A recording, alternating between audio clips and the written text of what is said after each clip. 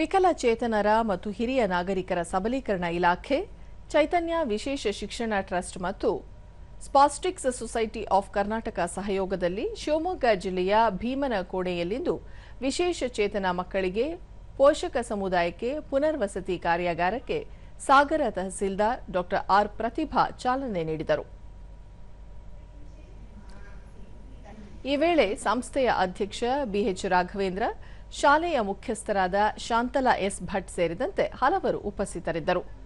ಇದೇ ಸಂದರ್ಭದಲ್ಲಿ ದಿವ್ಯಾಂಗ ವಿದ್ಯಾರ್ಥಿಗಳು ಮತ್ತು ಪೋಷಕರಿಗೆ ಪುನರ್ವಸತಿ ಕುರಿತ ಮಾಹಿತಿ ನೀಡಲಾಯಿತು. ದೂರದರ್ಶನದೊಂದಿಗೆ ಚೈತನ್ಯ ವಿಶೇಷ ಶಾಲೆ ಸಂಸ್ಥಾಪಕಿ ಶಾಂತಲಾ ಎಸ್ ಭಟ್, ಬೌದ್ಧಿಕ ನ್ಯೂನ್ಯತೆ ಇರುವ ಮಕ್ಕಳಿಗಾಗಿ ವಿಶೇಷ ಶಾಲೆ ಆರಂಭಿಸಲಾಗಿದ್ದು, ಕಳೆದ 14 ವರ್ಷಗಳಿಂದ ಈ ನಿಟ್ಟಿನಲ್ಲಿ ಕೆಲಸ ಮಾಡಲಾಗುತ್ತಿದೆ. ಕಳೆದ 5 ವರ್ಷಗಳಿಂದ ವಿವಿಧ ಸ್ಪರ್ಧೆಗಳನ್ನು ಮಕ್ಕಳಿಗಾಗಿ ಆಯೋಜಿಸಲಾಗುತ್ತಿದೆ ಎಂದು ತಿಳಿಸಿದರು. ನಮ್ಮ ಶಾಲೆಯ ಮಕ್ಕಳಿಗೆ ಅಲ್ಲದೆ ಇಡೀ ತಾಲೂಕಿನ ಅಂದರೆ ಸಾಗರ ಹೊಸನಗರ ತಾಲೂಕಿನ ವಿಶೇಷ ಚೇತನ ಮಕ್ಕಳು, ಹೋಮ್ ಬೇಸ್ಡ್ ಮಕ್ಕಳು ಕೂಡ ಬಂದಿರ್ತಾರೆ.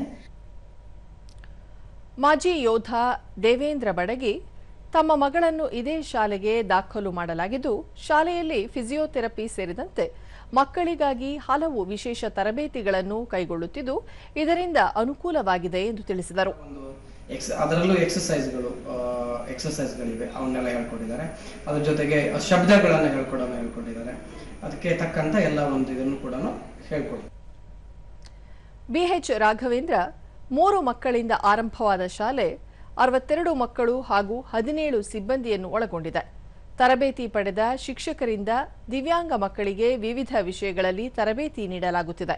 ಕಳೆದ 1 ವರ್ಷದಿಂದ ಸರ್ಕಾರದಿಂದ ಅನುದಾನವೂ ದೊರೆಯುತ್ತಿದೆ ಎಂದು ಮಾಹಿತಿ ನೀಡಿದರು. ಅವರು ಇಲ್ಲಿ ಒಂದು ಸಾಗರ ತಾಲೂಕು ಮಟ್ಟದ ವಿಶೇಷ ಮಕ್ಕಳಿಗೋಸ್ಕರ ಈ ಒಂದು ಪುನರ್ವಸತಿ ವಿಶೇಷ ಶಿಕ್ಷಣ ಶಿಬಿರವನ್ನು ಆಯೋಜನೆ ಮಾಡಿದ್ದಾರೆ. ಡಾ ಆರ್ ಪ್ರತಿಭಾ, ವಿಶೇಷ ಚೇತನರಿಗೆ ಹೊಸ ಶಕ್ತಿ ಮತ್ತು ಉತ್ಸಾಹ ನೀಡುವ ಕಾರ್ಯಕ್ರಮ ಇದಾಗಿದೆ. 2 ದಿನಗಳ ಕಾಲ ಪೋಷಕರಿಗೆ ದಿವ್ಯಾಂಗ ಮಕ್ಕಳ ಪಾಲನೆ ಪೋಷಣೆ ಕುರಿತು ಮಾಹಿತಿ ನೀಡುವ ಕಾರ್ಯಾಗಾರ ಇದಾಗಿದೆ. ದಿವ್ಯಾಂಗ ಮಕ್ಕಳ ಪೋಷಕರು ಉತ್ಸಾಹದಿಂದ ಪಾಲ್ಗೊಂಡಿದ್ದರು ಎಂದು ತಿಳಿಸಿದರು. ಕಾರ್ಯಾಗಾರ ಇದಾಗಿದೆ. ಇಲ್ಲಿ ಎಲ್ಲ ಪೋಷಕರು ಬಹಳ ಉತ್ಸಾಹವಾಗಿ ಇವತ್ತು ಭಾಗವಹಿಸ್ತಾ ಇದ್ದಾರೆ. ಇದು ನಿಜವಾಗಿ ಕೂಡ ಈ ದಿವ್ಯಾಂಗರನ್ನ, ವಿಕಲಚೇತನರನ್ನ ಮುಖ್ಯ ವಾಹಿನಿಗೆ ತರಲಿಕ್ಕೆ ಅತ್ಯುತ್ತಮವಾದಂತಹ ಒಂದು ಕಾರ್ಯಕ್ರಮ ಆಗಿದೆ.